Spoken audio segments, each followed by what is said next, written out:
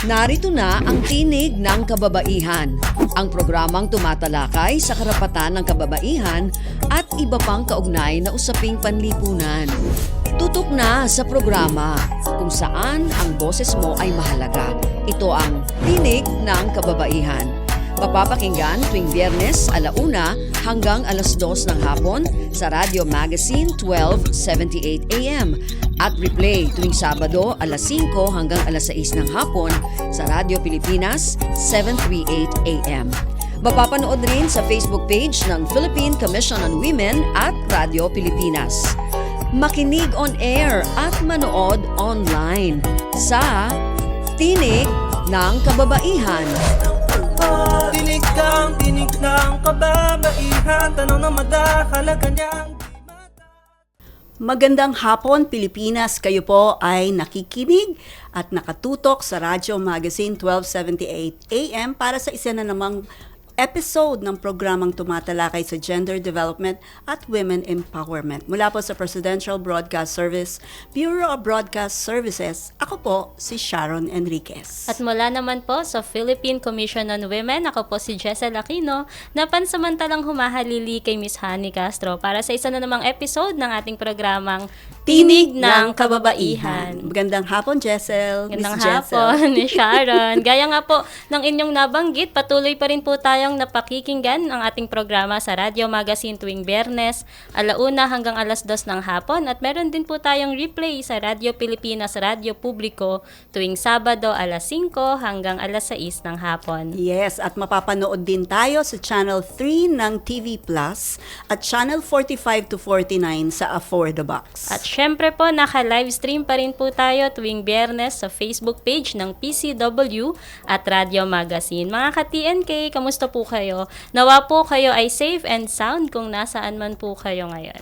Yes, at alam mo ba, Miss Jessel, isa yung malaking blessing at pribilehyo yung sound, yung safe and sound ka, 'di ba? Yun naman ang natin talagang pangunahing kailangan, yung mayroon tayong sariling tahanan, may hanap buhay at may kalayaang mamuhay sa isang pamayanan o sa isang community na walang pinoproblema dahil mayroong peace o kapayapaan, 'di ba? Kaya nga po, Miss Sharon, mapalad po tayo na meron po tayong tinatamasa na ganitong buhay. Subalit nariyan pa rin po yung mayroon pa rin pong mga tao na bagamat hindi naman nila ginusto or hindi nila choice, no? Pero kailangan po nilang umalis dahil dun po sa kanilang mga tahanan may mga nangyayaring kaguluhan. Yung masakla pa po dito, bukod sa nawala po sila doon sa mga line of ng mga trabaho nila, ganyan at tahanan, nagiging delikado pa po yung paggalaw nila o yung proseso ng paghahanap nila kung saan sila pwedeng mag-evacuate. Kaya nga dahil nabanggit mo na nga yan, malamang siguro yan din ang ating topic ngayong araw ng bisita natin ngayong episode natin. Tama ka dyan, Miss Sharon. Tuwing June 20 po kasi, ngayong araw, every ganito pong araw, pinagdiriwang po natin ang World Refugee Day upang kilalanin ang katatagan at katapangan ng mga taong napilitang lumikas mula sa kanilang sariling bansa upang tumakas sa mga war o pag-uusig. Tama ba na ang mga tinutukoy na refugee ay yung mga galing sa ibang bansa tapos pumunta halimbawa dito sa Pilipinas sa lumikas? Yan po yung uusapin natin, no? Yung mga lilinawin natin mamaya sa mga sa bisita po natin, Miss Sharon. Na live po nating makakasama. Nanggaling pa po siya sa United Nations High Commissioner for Refugees o UNHCR, ang UN Agency for Refugee dito sa Pilipinas. Pero mamaya pa po yan, mga ka-TNK. Bibitinin muna natin Opo. Sa ngayon po, pakinggan muna natin, no? Para sa good job na balita, narito po ang ating featured God Work.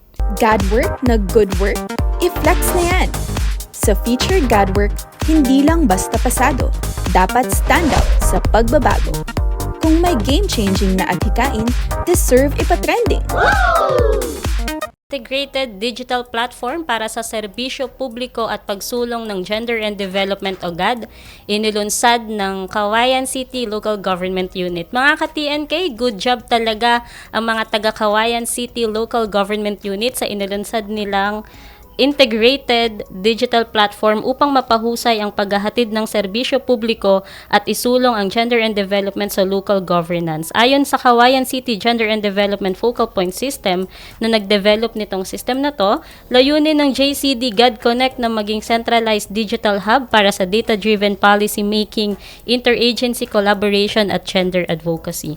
May 13 na digital systems ang proyektong ito kung saan ay kabilang ang Girl Assessment Tool, Online Barangay God Planning and Budgeting Management System, VAUSI Reporting, Kawayan City Safe Line or the city's 24/7 helpline at iba pang serbisyo ng LGU. Pinuri ni Regional Director Agnes A. De Leon ng DILG ang programa bilang modelo para sa digital governance at gender mainstreaming na makakatulong din lalo na at mayroon ng National Ease of Doing Business Policy. Sinuportahan din iyan ni Philippine Commission on Women Executive Director Narlene Santos Millar at hinikayat din ng ibang LGU na gayahin ang digital system na ito dahil may potential umano ito bilang national model for gender-responsive governance. Isa na namang good job mga Gadvocates. Ang galing naman ng Kawayan City Gadvocates na nagtaguyod ng ika nga one-stop shop na system para ma-avail ng mabilis ang services ng government, no, at maisulong ang GAD o Gender and Development. Way to go para sa mga gender mainstreaming, one step at a time. Sa pagpatuloy po ng ating programa, dumako naman po tayo ngayon sa hashtag #SaySaTNK. Oras na naman para sa hashtag #SaySaTNK, kung saan natin pinupulsuhan ang ating mamamayan tungkol sa topic natin kada episode. Para sumali, bisitahin at i-follow ang PCW Facebook at X accounts sa @PCWGovPH kung saan ipopost kada Webes ang ating question for the week. Dito sa TNK, lahat tayo may say. Kaya makipagtalakayan na sa amin at sumali sa hashtag #SaySaTNK. Okay, ito na nga po mga ka-TNK ang ating hashtag #SaySaTNK question of the week. Sa gitna ng gyera, sakuna o karahasan, maraming Pilipino ang napipilitang lumikas. Ano ang mga simple pero epektibong paraan para matiyak ang kaligtasan at dignidad ng mga kababaihan at bata sa kanilang pansamantalang tirahan? Nakapost na po yan sa PCW Facebook page at yung ating tanong kung saan pwede kayong mag-comment o mag-message ng inyong mga insights. Maaari rin po kayong mag-text sa 0917-845-4814. Babasahin po natin yan mamaya bago po matapos ang ating programa. Mga ka-TNK, makipagtalakayan na sa ating topic ngayong episode, ngayong Friday. Yung episode po natin ay pinamagatang We Stand #WithRefugees.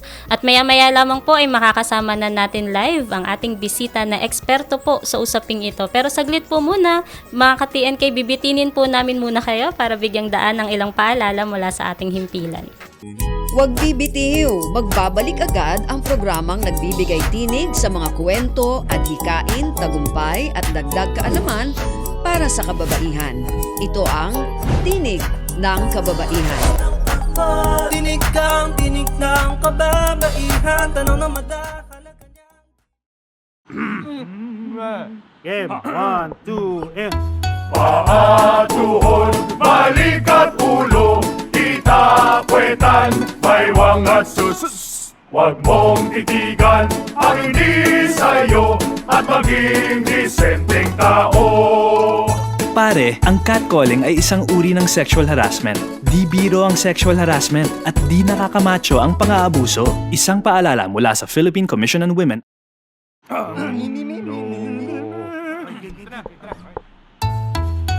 Ang sumitsit ay pangmangmang, ang sumipol ay panghunghang. Ang babae sa lansangan, huwag iritan kundi igalang. Pare, ang catcalling ay isang uri ng sexual harassment. Di biro ang sexual harassment at di nakakamacho ang pang-aabuso. Huwag iritan kundi igalang. Isang paalala mula sa Philippine Commission on Women. Chong chong chong chong, pasipol-sipol, mga manong sa labas. Pagtigil at gumalang, kaya ikaw sarang bibig, kundi maganda ang lalabas. Pare, ang catcalling ay isang uri ng sexual harassment. Di biro ang sexual harassment at di nakakamacho ang pang-aabuso. Kaya ikaw, sara bibig, kundi maganda ang lalabas. Isang paalala mula sa Philippine Commission on Women. Nagbabalik ang makabuluhang talakayan, pagbabahagi ng kaalaman at pagbibigay tinig sa mga kwento, adhikain at tagumpay ng kababaihan. Narito na ang Tinig ng Kababaihan. Tinig ng kababaihan, tanong na madahalagan niya.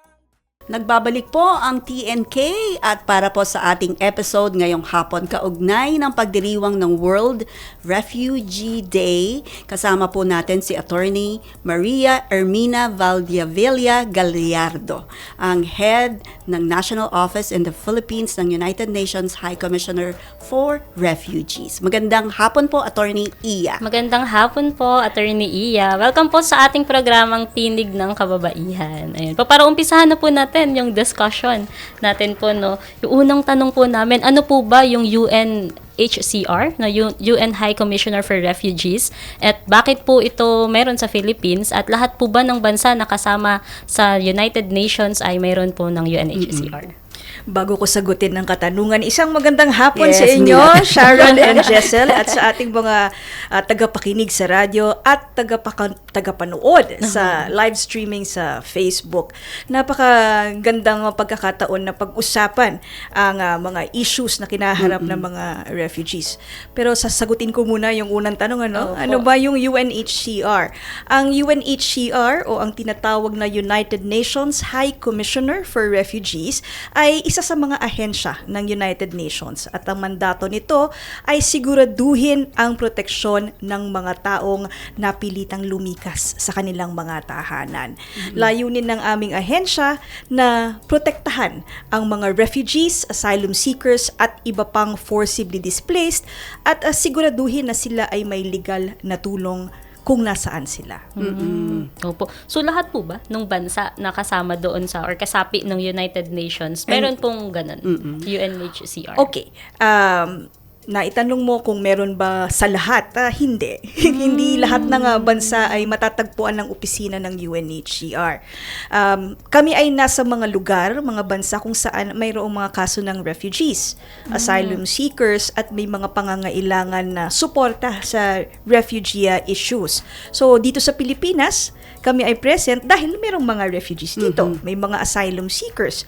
Meron ding mga Pilipino na apektado ng internal displacement.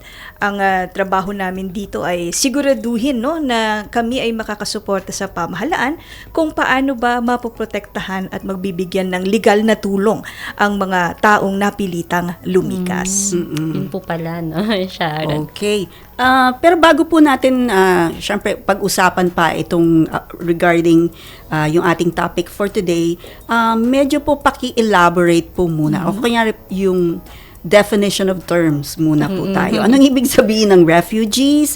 Anong ibig sabihin po ng forcibly displaced individuals? Ano rin po ba ang ibig sabihin ng stateless persons? At pang-apat po, ano po ang persons at risk of statelessness? Sige, parang magle-lecture tayo ngayon. Pero Sharon, mahalaga yan. Mahalaga na ang bawat isa sa atin ay malinaw ang pagkakaunawa, no? Dahil ang mga terminolohiya na iyong binanggit ay importanteng malaman ng ating mga policy makers dahil ang programa at serbisyo na ibibigay sa kanila at mga solusyon ay kaakibat ng terminolohiya na pinangahawakan ng isang tao. So mag-umpisa tayo sa refugees. Ang refugees ay may legal na definition. Ang ating pinaka core instrument na pagbabatayan ay ang 1951 Refugee Convention. Ito ay legal definition, ibig sabihin pag inimplement ito, ang assessment ng otoridad ay nakabatay sa elemento doon sa definition. Pero pasisimplihin natin. Subukan natin pasimplihin, Kapag ang isang tao ay napilitang lumikas sa sarili niyang bansa dahil may pangamba, matinding pangamba na hindi na siya makakabalik dahil sa pag-uusig, batay sa kanyang lahi, batay sa kanyang relihiyon o kaya ang kanyang nasyonalidad o pagiging miyembro ng isang particular na grupo o di kaya ay political na opinion. Ito ay maaaring matawag kang isang refugee. Ang pinakamahalagang patandaan natin ay ang mga refugees hindi nila ginustong lumikas. Ito ay dahil sa kanilang matinding pangamba na sila ay mapapahamak, magkakaroon ng kapahamakan sa kanilang mga sarili, sa kanilang liberty, napipilitan silang lumikas. At kailangan nating liwanagin na ang circumstances ng refugees ay ibang-iba, no? Ibang-iba sa mga migrante, ibang-iba sa mga turista.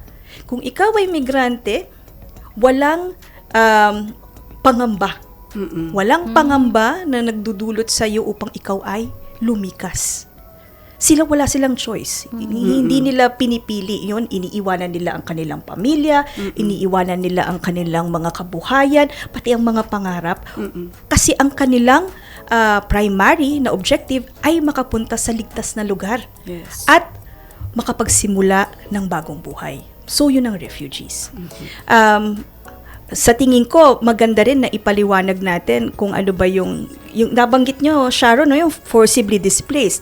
Yung forcibly displaced, ano yan, it's a very generic term yan. Na nakapaloob dyan yung refugee, asylum seeker, tsaka internally displaced person. So, babanggitin ko yung asylum seeker. Yung asylum seeker, hindi yan legally defined, no, sa 1951 Convention.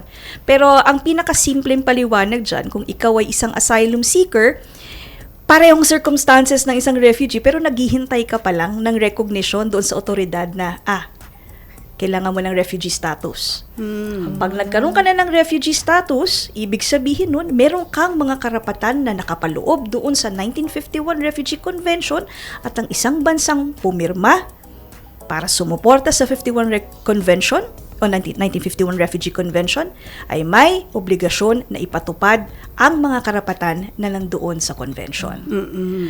Ngayon, nabanggit ko din yung internally displaced persons. Yung stateless persons, yun din po ba yun? Yung Magkaiba yun. Magkaiba rin po yung internally and then forcibly. Ang forcibly displaced, ito yung general term. So, Pero hindi- nandyan yung refugees, asylum seekers, tsaka internally displaced. Pero sa tingin ko, ang dapat nating ipaliwanag ay yung konsepto ng internally displaced persons bago tayo pumunta sa stateless. Kasi, minsan nalilito ang mga tao refugee yan. Oo nga. Kahit ang tinutukoy nila ay internally displaced Internal, persons. yes. So, pag sinabi naman nating internally displaced, merong terminology, no? Yung bakwit, no? Bakwit. Oo. Yeah. Parang pareho din yung circumstances ng refugees. Sila ay napipilitan din na lumikas sa kanilang mga tahanan. Ang pagkakaiba ay hindi sila lumalabas ng bansa. Sila ay pumupunta sa isang lugar kung saan ligtas, pero hindi sila pumupunta sa ibang lugar na outside ng teritorya ng Pilipinas. At hindi kagaya ng mga refugees, no, na ito ay isang legal status. Ang IDPs walang convention no? Wala siyang legal definition pero meron siyang soft law. Kumbaga may mga guiding principles.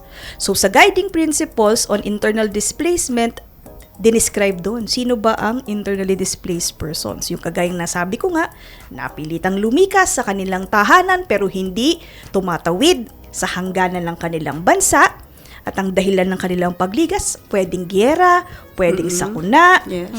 pwedeng mga paglabag sa karapatang pantao. Yun. Kagaya ng Yolanda, no, kung naalala ninyo, 2013, napakalaking sakuna ang dinanas ng libu-libong mga Pilipino. Marami sa kanila iniwan ng kanilang tahanan dahil hindi naligtas, no? Wala na rin silang mga tahanang babalikan.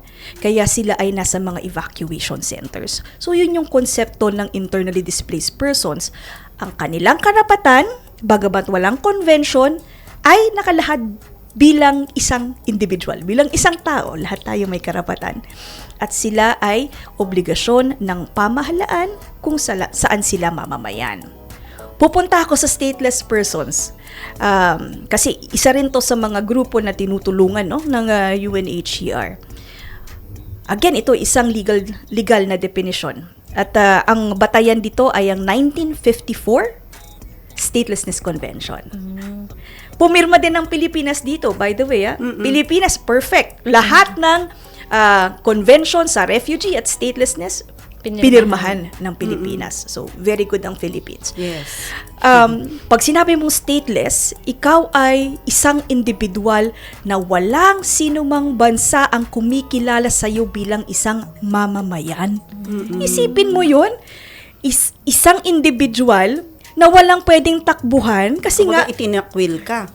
walang kumikilala Wala sa iyo. kumikilala. Maaaring itinakwil ka ng bansa o maaaring hindi lang talaga sila, yung kanilang batas ay hindi nag-a-apply sa iyo. inyo. May mga dahilan kung bakit ang isang tao ay maaaring maging stateless. Maaaring kung saan siya pinanganak, hindi otomatikong nakakapagbigay ng citizenship, no? Sa isang taong ipinanganak doon. And at the same time, yung mga magulang naman ay prohibited, hindi makapagbigay ng sarili nilang citizenship doon sa anak. So, ang bata ay stateless. O dili naman kaya ay may mga batas, no? Na ipinasa ang pamahalaan na tanggalan ng citizenship ang isang grupo. Nangyayari yon. At ito ay mga kaso ng diskriminasyon. Meron din namang mga pangyayari na ang isang bansa ay bigla na lang nadidissolve. Nawawala. So kapag hindi na bansa ang isang lugar kung saan ikaw ay dating citizen, wala ka na citizenship Stateless doon. ka na. Stateless ka na.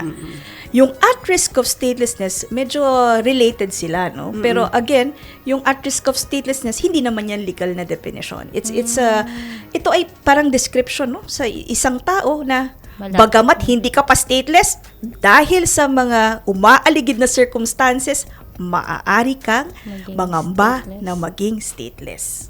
Ano yung mga dahilan?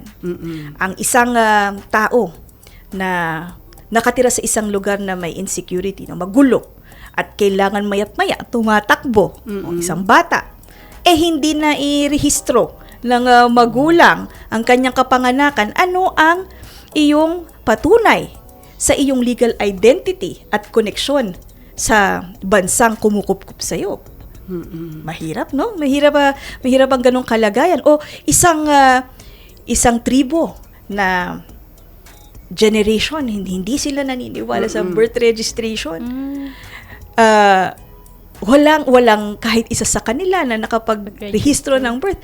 Pero nung inattempt nila, sinubukan nila na mag-aral ang mga bata, ano bang hinahanap? Birth certificate. Then, malaking problema. So, yung at risk of statelessness, sinusubaybayan namin yan. Kasi, kapag hindi nabigyan ng solusyon, saan sila babagsak?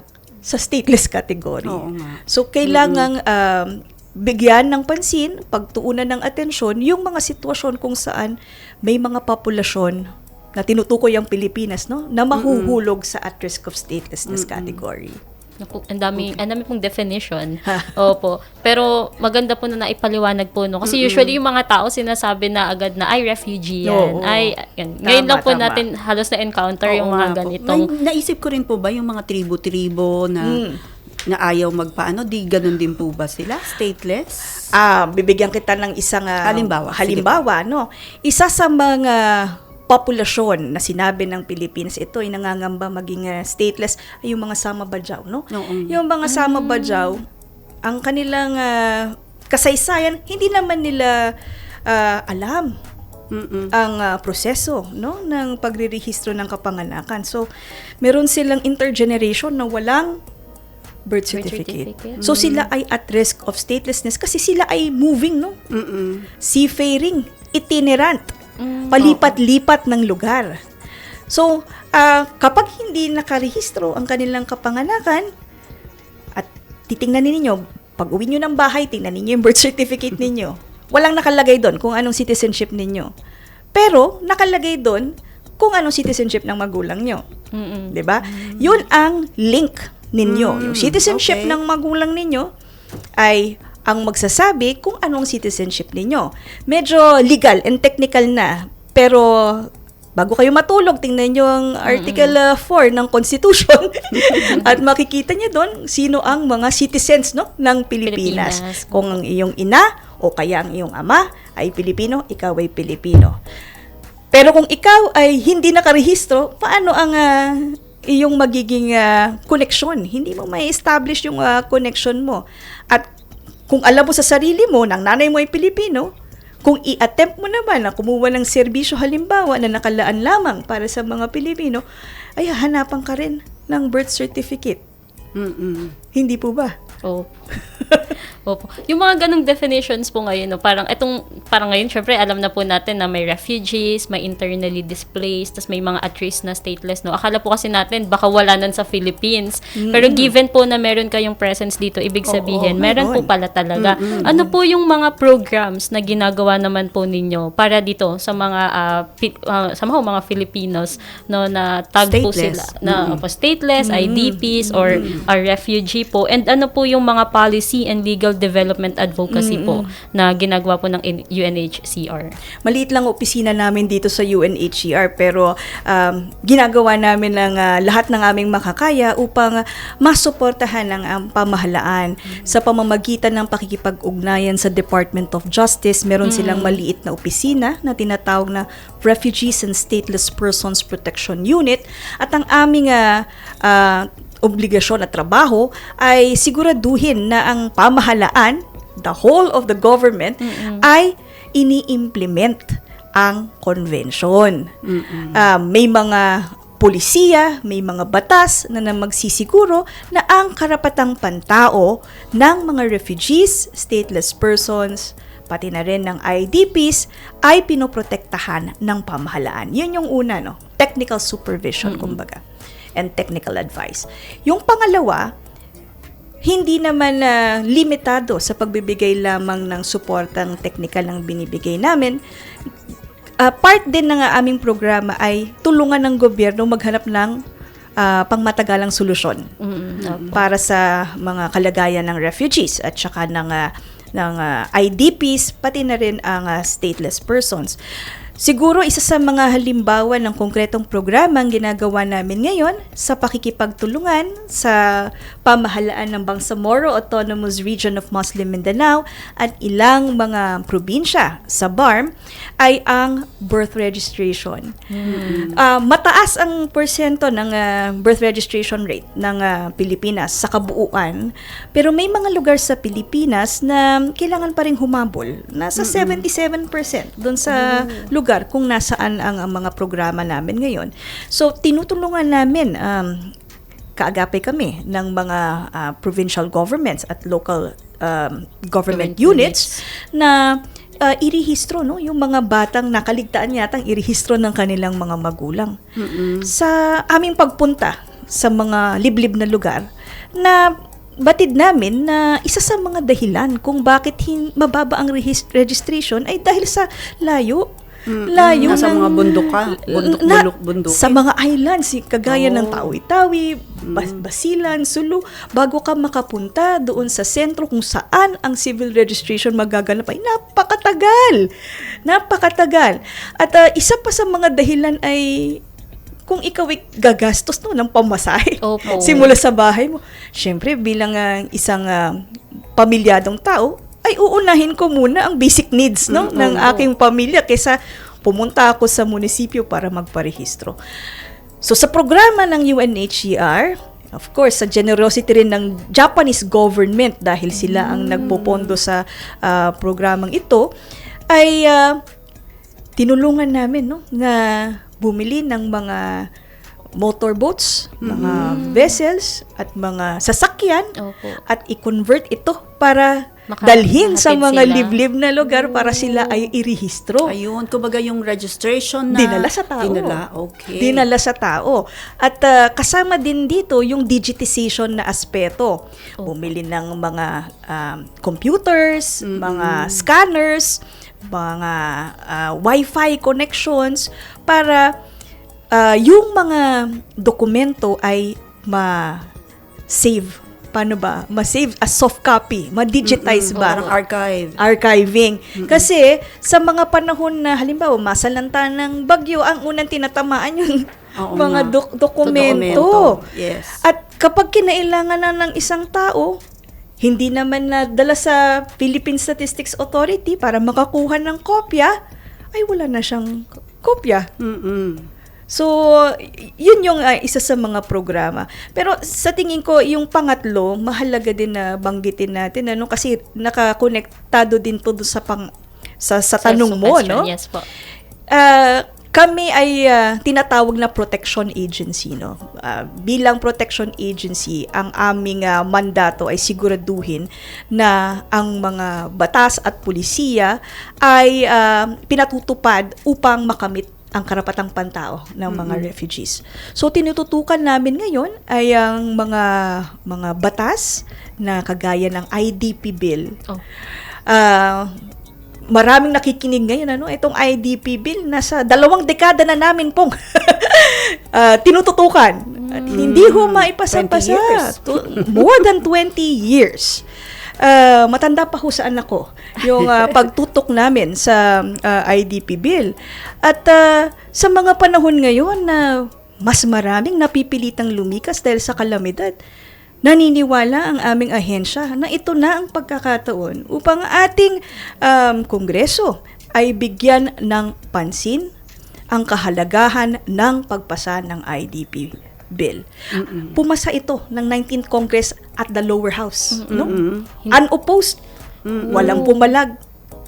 Sa Pero- Senado, medyo natutulog. Kaya hinahamon ko ngayon ang ating incoming 20th Congress na ipasa naman natin ang IDP bill.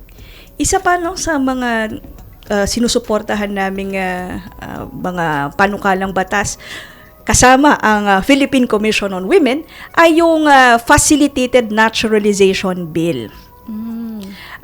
Gayon din yung bill na magbibigay ng parehong karapatan sa mga kababaihan na makapagbigay ng citizenship sa kanilang mga asawa.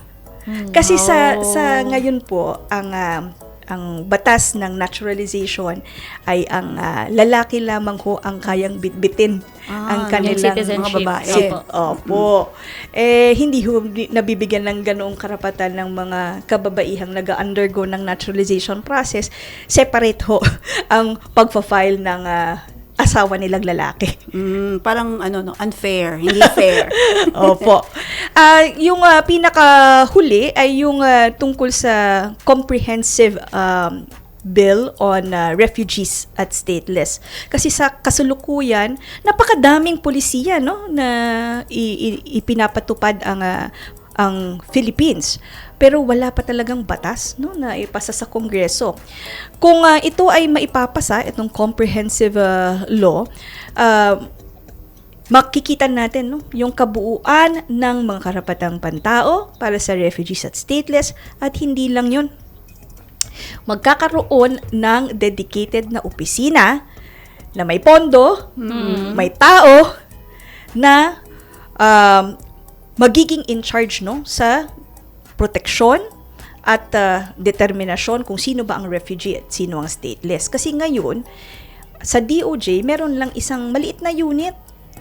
At ang mga protection officers doon, nangihiram lang ng tao sa legal. Iba-ibang division. Hindi yun talaga ang kanilang pangunahing trabaho. Kaya madalas medyo napapatagal ang pag-determine ng mga application ng asylum.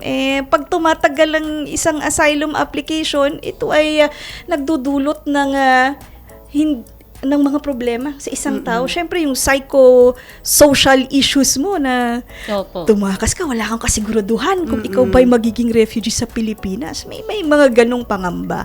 So kami ay sumusuporta, no, sa Department of Justice kasi ito ay pangunahing panukalang batas na kanilang isinusulong na ito ay maging batas na Dahil maraming magandang polisiya pero pagkakataon na ma-strengthen ito sa pamamagitan ng pagkakaroon ng batas. And final word, no? Bagamat sinabi ko yung mga panukalang batas na aming sinusuportahan, isa sa mga panawagan ko po ay sa ating mga mambabatas na ang inyong mga gagawing panukala ay maging inclusive. Kasi napansin namin na karamihan sa mga batas ay nakalaan lamang sa Pilipino. Ay paano naman ang mga refugees? Paano naman ang mga walang citizenship na stateless? So, pag mga ganong pagkakataon, kami po ay doble kayod para makiusap sa ating mga policy makers na kung maaari naman ay wag naman nating kalimutan. Maging inclusive naman. Tama ho, inclusive. Kasi ano ba ang tema ng Sustainable Development Goals? Hindi po ba leaving no one behind? Yes. Leaving no one behind. Yes. Salamat po, Attorney Iya. Sobrang dami po nating natutunan sa sandali pa lang Konti po. pa lang yung mga Nausapan questions po na yan, natin. Mga ka-TNK, dyan lang po kayo. Magbabalik po. Tutuloy po natin yung kwentuhan with Attorney Iya po sa pagbabalik ng ating programang Tinig ng Kababaihan. Huwag bibitiw, magbabalik agad ang programang nagbibigay tinig sa mga kwento, adhikain, tagumpay at dagdag kaalaman para sa kababaihan. Ito ang Tinig ng Kababaihan. Tinig ng kababaihan. Tanong na madahalaga niya. Game 1, 2, and... Paa, tuhod, balik at ulo, kita, puwetan, baywang at sus. Huwag mong titigan ang hindi sa'yo at maging disenteng tao. Pare, ang catcalling ay isang uri ng sexual harassment. Di biro ang sexual harassment at di nakakamacho ang pang-aabuso. Isang paalala mula sa Philippine Commission on Women.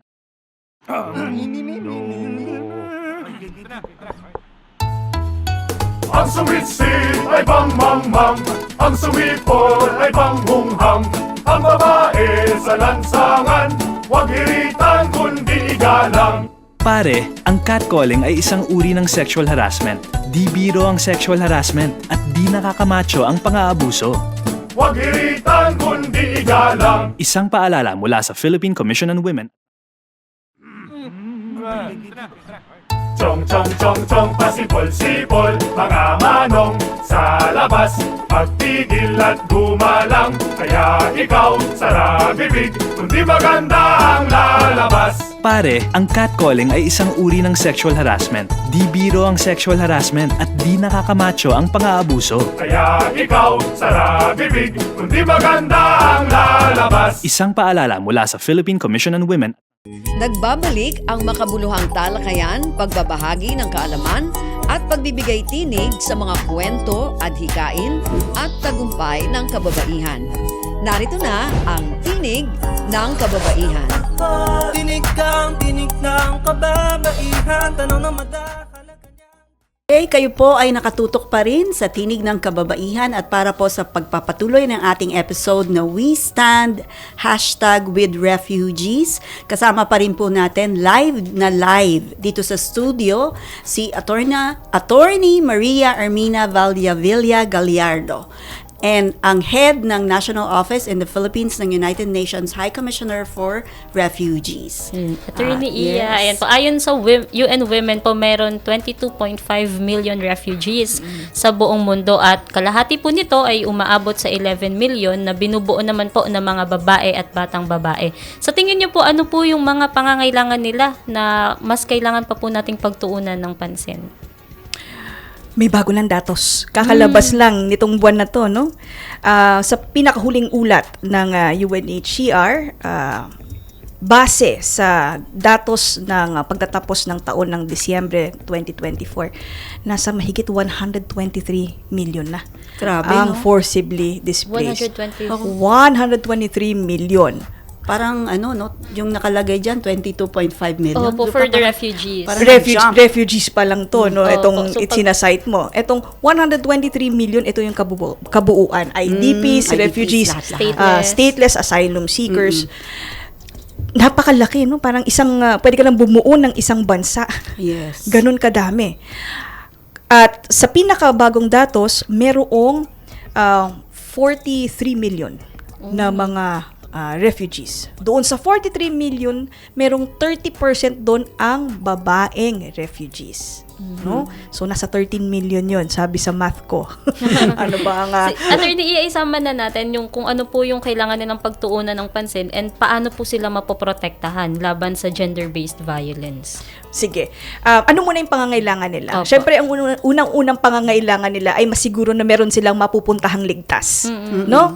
Kasi kung ikaw ay tumatakbo, tapos ang mga pinupuntahan mong bansa ay inilalayo ka, pinagtatabuyan ka, ano ang kaligtasan na makukuha ng isang refugee o asylum seeker? So, yun. Kailangan nila ng mapupuntahang ligtas. Kailangan nila ng dokumentasyon, ng legal document. At sa proseso ng kanilang pang-apply ng refugee status, kailangan din nila ng legal assistance, no? Kailangan nila ng mga basic needs. Kailangan ng pagkain, ng maiinom na tubig, kailangan ng sanitation, and mapagtuunan ng kanilang kalusugan. At pag sinabi nating kalusugan, hindi lamang yung physical, pati yung psychosocial, kanilang mental health. Dahil lang kanilang pinagdaanan ay hindi biro. No? Marami silang... Baka may mga trauma pa yan. Tama po. At isa nga sa nabanggit ni Jessel, yung incident ng gender-based violence Ay, isa pa na... No, pangkaraniwang nangyayari to, unfortunately, kapag mayroong digmaan, pag Yes. mayroong kalamidad. At ano ba ang kanilang pangangailangan? No? Sa UNHCR, kami ay naniniwala na ang usaping gender-based violence ay hindi lamang nangyayari sa mga babae, pati rin sa mga kalalakihan, base sa aming pag-aaral. So, ang pagkakaroon ng information drive, no? Pagpapaalala sa mga tao na anumang uri ng gender-based violence ay dapat tutulan. Opo. Dapat magsalita Yes. ang mga refugees dito sa mga ganitong bagay. At the same time, kailangan din na magkaroon ng information drive, no? Maintindihan ano ba ang mga component ng gender-based violence kasi baka hindi nila alam nangyayari na pala sa kanila 'yon. At ganoon din yung pagpapalawig ng pagpapatupad ng mga batas at referral pathways, no? Kasi sa referral pathways, malalaman ng tao ano yung mga tulong at suporta na maaaring ibigay sa kanila, no? Counseling, legal assistance, safe shelter para sa mga victim survivors. Okay. Bukod po sa pangamba na dala ng kanilang statelessness, na nasabi nyo nga po, no? Paano naman kaya yung... Yan na po yun sa Yun gender-based na pa yun. Oo, violence. yun na. Opo. Ito, Miss Sharon, yung isang tanong po. Ginugunita natin tuwing June 20 ang World Refugee Day, ang pandaigdigang araw upang kilalanin ang katatagan at katapatan o katapangan ng mga taong napilitan nga pong lumikas mula sa kanilang sariling bansa upang tumakas sa labanan o pag-uusig. Bakit po ba mahalaga ang araw na ito at ano po ang mga aktibidad na gagawin para rito? Salamat, Sharon. Nabanggit ninyo kanina sa umpisa ng programa. Ngayon po ay ginugunita ang World Refugee Day.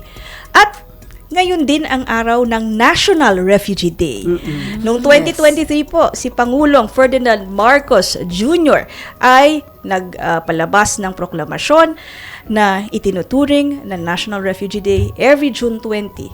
At lahat ng ahensya ng pamahalaan, akademiya, private sector, civil society ay inaatasang makiisa sa refugees sa araw na ito.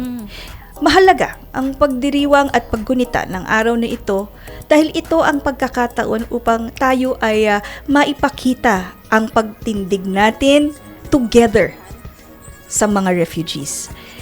Ito ay panahon upang tayo mismo ay magnilay-nilay. Ano ba ang ating kakayanan at sa paanong pamamaraan ba tayo maaaring makatulong sa ating mga refugees? So, yun ang importansya. Maraming beses nang nagbukas ang Pilipinas ng kanilang pinto para sa mga refugees.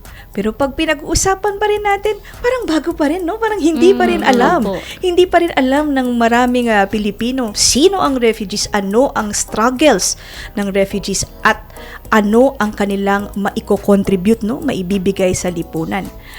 Bagamat ang mga taong refugees ay lumikas na labag sa kanilang kalooban, iniwan nilang kanilang mga pangarap, ang masasabi ko sa inyo, sila ay may kakayanan. Sila ay resilient. Sila ay tough, no? Matitibay ang kalooban. Biro mo, ikaw ay mapilitang pumunta sa isang strange na lugar, wala kang kilala, ikaw lang mag-isa, pero pinipilit mong manindigan at mabuhay at bumuo uli ng iyong pag-asa. So, ito, ang araw na ito. Ito na ang araw para isipin natin ng kanilang strength, ang kanilang courage. Opo. Gawan na, sige po. At usually kasi 'di ba nagkakaroon pa yan sila ng mga experiences, no, yung mga refugees doon sa mga tinakbuhan nilang mga bansa ng discrimination, 'di ba? Lalo pagka yung marami, naalala ko yun, nagpuntahan dito, di ko na sabihin ko anong bansa yun. Parang ano ba yan? Dinadown natin, 'di ba? Yung mga lalo na yung, siguro kung iba rin tayo, kunyari sa ibang bansa, makakaranas din tayo ng mga discrimination. Gaya ng nabanggit nyo na po kanina, yung mga, ano po ba yung gusto pa nating makita sa mga Filipino na contributions nila pagdating dito sa refugee. Kanina po, ay itong nakaraang araw, nagtanong po kami sa ating mga ka-TNK ng kanilang insights po. No? Yung tanong natin doon, Attorney Iya, sa gitna ng gera, sakuna o karahasan, maraming Pilipino ang napipilitang lumikas. Ano ang mga simple pero epektibong paraan para matiyak ang kaligtasan at dignidad ng mga kababaihan at bata sa kanilang pansamantalang tirahan? Tapos ito po yung sagot ng ating mga ka-TNK. Sabi po ni LV Pakinggan, dapat ay may maayos at hiwalay na lugar para sa kanila. Kailangan ding madali nilang ma-access yung malinis na tubig, maayos na palikuran at serbisyong medikal, lalo na para sa menstrual hygiene at kalusugan ng mga ina. Maganda ding may expert at handang tumulong sa pagbibigay protection, ipaalam sa kanila ang kanilang mga karapatan at mga dapat gawin kapag may emergency. Hindi rin dapat kalimutan ang kanilang kalusugang pangkaisipan tulad ng pagkakaroon ng kausap at emotional support. At kailangan may malinaw na at ligtas na paraan para maiparating agad kung may anumang uri ng pang-aabuso o banta. At attorney, ito pa, sabi pa po ni Jonathan Pascual, bukod sa maayos at malinis na pangsamantalang paninirahan, dapat magbigay din ang gobyerno ng pangmentalidad na pangangailangan para sa lahat, maging babae o lalaki, bata o matanda, may kapansanan o wala. Ipabatid na ang kaguluhang nararanasan ng lahat o nung yung mga, syempre, nung na-mention nga po natin na 4 na klase ay pangsamantala lamang at hindi habang buhay. Manalig sa may kapal at ang buhay ay gagaan. Sabi naman po ni Ham Chanhueco, aktibong hikayatin at suportahan ang partisipasyon ng kababaihan sa mga committee, council o organisasyong namumuno sa loob ng evacuation center upang matiyak ng kanilang mga karanasan, pangangailangan at pananaw ay isinasama sa paggawa ng mga desisyon at pagpapatupad ng mga patakaran. Ito rin po, Attorney Iya, sabi ni The Mysterious, ayaw sabihin ang kanyang pangalan, The Mysterious. ang paglalagay ng sapat na ilaw at seguridad sa paligid ng tirahan upang maiwasan ng anumang uri ng karahasan. Dapat ding silang magkaroon ng access sa malinis na pasilidad at serbisyong pangkalusugan. Higit sa lahat, mahalagang maturuan sila tungkol sa kanilang mga karapatan at kung saan sila maaaring humingi ng tulong. Sabi naman po ni Nicole Montesines, establishment of women and child-friendly place in temporary shelters. At sabi po ni Jemery Biliona, para matiyak ang kaligtasan at dignidad ng mga kababaihan at bata, mahalagang magkaroon ng kamalayan sa paligid dahil magbibigay ito sa kanila ng protection at magkaroon rin ng koordinasyon sa mga government agencies at volunteers at magkaroon po ng pagpapanatili ng kanilang privacy. At si Jai ba to? O Jai Comendador, apart from prioritizing gender-segregated and child-friendly spaces, accessible and well-lit sanitation facilities, women and children's safety and dignity can be ensured by establishing immediate and sustained provision of psychosocial support and Protection Services. At last na po, ang dami pala nating mga Ang dami. insights. Salamat po. Sabi po ni Jem Tejoso, may mga designated safe space para sa mga kababaihan at mga bata po,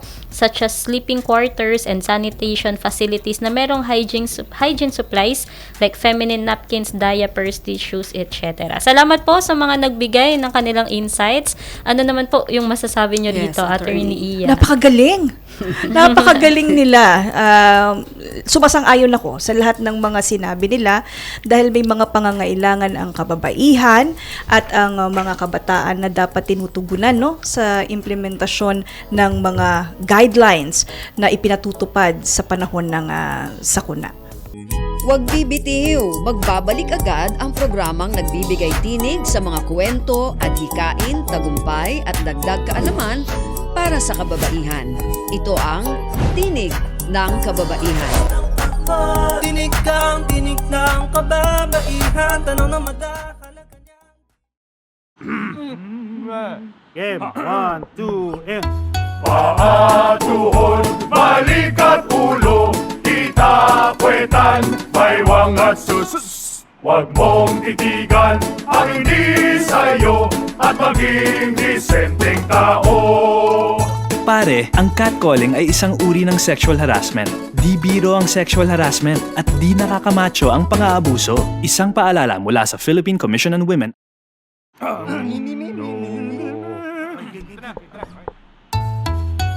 Ang sumitsit ay pangmangmang, ang sumipol ay panghunghang. Ang babae sa lansangan, huwag iritan kundi igalang. Pare, ang catcalling ay isang uri ng sexual harassment. Di biro ang sexual harassment at di nakakamacho ang pang-aabuso. Huwag iritan kundi igalang. Isang paalala mula sa Philippine Commission on Women. Chong chong chong chong pasipol-sipol, mga manong sa labas, magtigil at gumalang. Kaya ikaw sara bibig, kundi maganda ang lalabas. Pare, ang catcalling ay isang uri ng sexual harassment. Di biro ang sexual harassment at di nakakamacho ang pang-aabuso. Kaya ikaw sara bibig, kundi maganda ang lalabas. Isang paalala mula sa Philippine Commission on Women. Nagbabalik ang makabuluhang talakayan, pagbabahagi ng kaalaman at pagbibigay tinig sa mga kwento, adhikain at tagumpay ng kababaihan. Narito na ang Tinig ng Kababaihan. Tinig kang tinig ng kababaihan. Tanong na madakalagan niya. Kanina din, Attorney Iya, may tanong tayo sa live stream. Sabi kanina po dito ni Chair Ermi, totoo po ba na ang Pilipinas ay tinuturing na haven of refugees? Ay tama ho. Tama po yun. Meron na hong tinatawag na 9 waves of refugees na tinanggap ng Pilipinas as early as 1800s, late 1800s. So nandyan yung mga Jewish refugees, mga White Russians, dalawang batch po ng White Russians.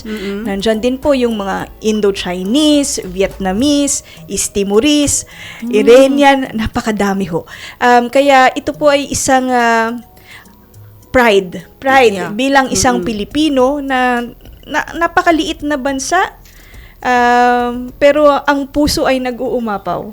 Ganoon ang mga Pilipino at Philippines ay tinuturing na best practice po pagdating sa pagkalinga sa ating mga refugees. Nakakatuwa naman, talagang hospitable tayo, no? Opo. Talagang hindi natin mahindian yung mga humihingi ng tulong. Tama ho. Po, ang ganda po ng ating discussion para sa National Refugee Day. Attorney Iya, last na po namin itong tanong or ano na lang po. Mabilisan na po. Mabilisan po. Meron po ba kayong mensahe para sa mga kababaihan po, no, sa mga ina, asawa, mga batang babae na napilitan pong lumikas, no, sa kanilang tahanan, bayan o bansa para makaiwas sa kaguluhan? May mensahe rin po ba kayo sa mga nais tumulong sa ating mga refugees o maging volunteer? At of course, sa ating mga ka-TNK po na nanonood at nakikinig ngayon po sa programa po natin. Salamat po. Siguro umpisahan ko po sa pag-imbita sa inyong lahat na sumali at makiisa sa pagdiriwang ng World Refugee Day. Bukas ho ay may magaganap na libreng film showing sa San Beda University. Mag-uumpisa po ito ng 1:00, matatapos po ng hanggang 6:00. Meron pong mga libreng pelikula na mag-feature ng kwento ng mga refugees. Gayon din po, nagkaroon ho kami kasi ng contest sa mga kabataang filmmakers kung paano nila nakikita ang issue ng refugees, stateless people at internally displaced persons. So ito po ay libre. Kung kayo po ay nasa area ng Menjola at Manila, samahan niyo ho kami sa aming 3rd Refugee Film Festival. Balikan ko yung tanong, ano ba ang aking mensahe sa lahat ng kababaihan na refugees at mga ina, no? Mahirap pong pinagdaanan ninyo, pero nais ko pong mabatid ninyo na may pag-asa, no? May pag-asa. At ang inyong kalakasan ay tinuturing na inspirasyon ng buong mundo. So, manatili ho tayong strong. Sa atin naman pong mga tagapakinig na TNK, salamat ho, no? At binigyan nyo ng pagkakataon na pag-usapan ang ganitong uri ng topic dahil hindi sa araw-araw ay nagkakaroon ng pagkakataon na mabigyan ng espasyo ang lived experiences ng ating mga refugees. Marami po ang umaasa sa kabutihan ng mga Pilipino at kung kayo po ay may pagkakataon na sila ay maging parte ng inyong komunidad, huwag ko kayong matakot. Huwag ko kayo pangunahan ng inyong mga biases. Sila po ay tulad din nating mga tao, sila po ay may puso at may pagkakataong makatulong sa ating komunidad.